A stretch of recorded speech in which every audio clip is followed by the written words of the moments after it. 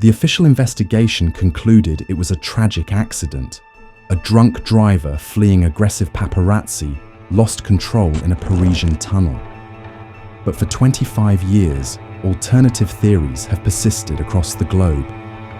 Was Diana's death orchestrated by British intelligence to prevent her marriage to Dodi Fayed, the son of an Egyptian billionaire? Did the royal family arrange her elimination to stop her from bearing a Muslim heir?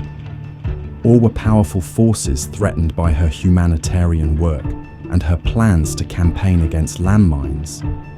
The crash that claimed the people's princess may have been the most carefully orchestrated assassination in modern history, disguised as a paparazzi chase gone wrong.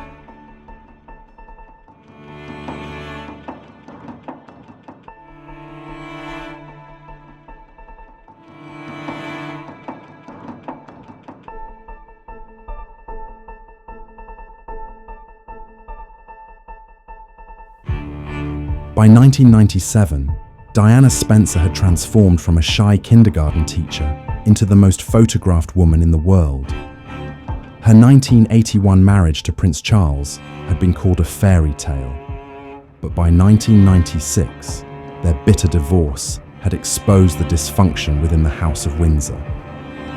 Diana's explosive 1995 BBC interview, where she declared, "There were 3 of us in this marriage," had damaged the royal family's reputation and positioned her as their most dangerous critic. Well, there were 3 of us in this marriage, so it was a bit crowded. In the summer of 1997, Diana was vacationing in the Mediterranean with Dodi Fayed, son of Egyptian billionaire Mohammed Al Fayed, owner of Harrods department store. Their romance had been brief but intense, with rumours of engagement swirling in the British press. Paparazzi followed their every move, desperate for exclusive photographs of the world's most famous woman with her new lover. On August 30th, the couple arrived in Paris to spend their final night together before Diana returned to London and her sons. They dined at the Ritz Hotel, owned by Dodi's father, before attempting to evade photographers by leaving through a rear exit. Henry Paul, the hotel's security chief, drove them in a Mercedes S280 with bodyguard Trevor Rees-Jones in the front passenger seat. According to French investigators, Henry Paul had consumed alcohol equivalent to twice the legal limit and was driving at excessive speed when he lost control in the Pont de l'Alma tunnel. The car struck a concrete pillar at approximately 65 miles per hour. Dodi was killed instantly. Diana died from internal injuries at 4 a.m. in a Paris hospital. Only Trevor Rees-Jones survived, though with severe injuries and no memory of the crash. But the official investigation left crucial questions unanswered. Why did it take over an hour to get Diana to a hospital that was only minutes away? French emergency procedures typically prioritize rapid transport to medical facilities, yet the ambulance stopped twice during the journey, spending 37 minutes stationary, while Diana's life hung in the balance. The tunnel's security cameras had mysteriously malfunctioned on the night of the crash, despite working normally before and after. 17 cameras that should have captured the Mercedes' final moments recorded nothing. The only footage came from a single traffic camera positioned too far away to show crucial details. Henri Paul's blood samples revealed not just alcohol, but carbon monoxide levels that should have left him unconscious, yet he appeared alert and coherent on hotel security footage minutes before the crash. Even more suspicious, his blood contained therapeutic levels of antidepressants that he had never been prescribed, suggesting possible sample contamination or substitution. The paparazzi photographers who allegedly caused the crash were initially arrested, then released without charges. Some witnesses reported seeing motorcycles and a white Fiat Uno near the tunnel that were never identified. The Fiat, which apparently collided with the Mercedes before the crash, disappeared without a trace, despite a massive police investigation.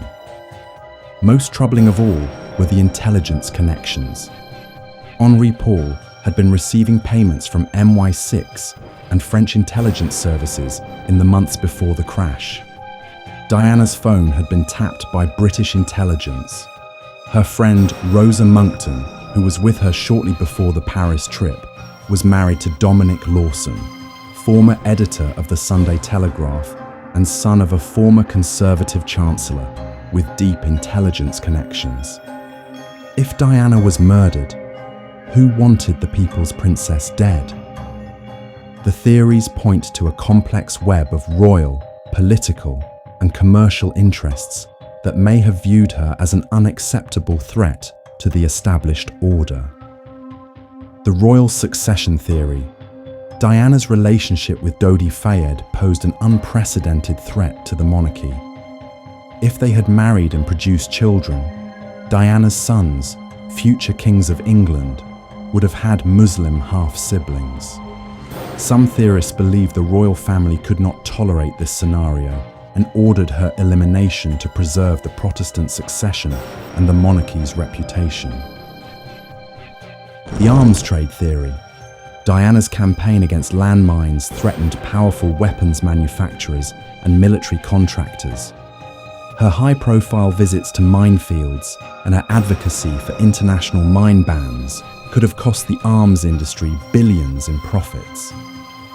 Some investigators believe she was killed to silence her humanitarian work before it could damage lucrative defense contracts. The intelligence operation theory. British and American intelligence agencies may have viewed Diana as a security risk due to her independent foreign policy positions and her criticism of Western governments. Her humanitarian work gave her access to world leaders and sensitive information. Her marriage to an Egyptian Muslim could have compromised intelligence operations in the Middle East. The media manipulation theory. Some believe Diana's death was orchestrated by powerful media interests who needed to eliminate her before she could expose corruption within British institutions. Her famous declaration that they were planning an accident in her car suggests she was aware of threats against her life. The Al-Fayed vendetta theory. Mohammed Al-Fayed, Dodi's father, has consistently claimed that British intelligence killed his son and Diana to prevent their marriage. As an Egyptian outsider who had been denied British citizenship despite his wealth and influence, Al-Fayed may have been viewed as an unacceptable addition to Diana's circle by the establishment. In 2008, a British coroner's inquest concluded that Diana and Dodi were killed by the gross negligence of Henri Paul and pursuing paparazzi. The jury rejected all conspiracy theories, ruling the deaths were accidental. But polls consistently show that a majority of British citizens believe Diana was murdered, and global skepticism remains high. New evidence continues to emerge that challenges the official narrative. In 2013, former SAS soldier Danny Nightingale claimed that a fellow soldier had confessed to participating in Diana's assassination. Former MI6 officer Richard Tomlinson alleged that British intelligence had planned similar car crash assassinations of other targets. The digital age has preserved Diana's legacy and suspicions about her death for new generations. Social media platforms host communities of investigators who analyze evidence, share theories, and keep pressure on authorities for answers. 25 years later, the questions haven't gone away. They've multiplied.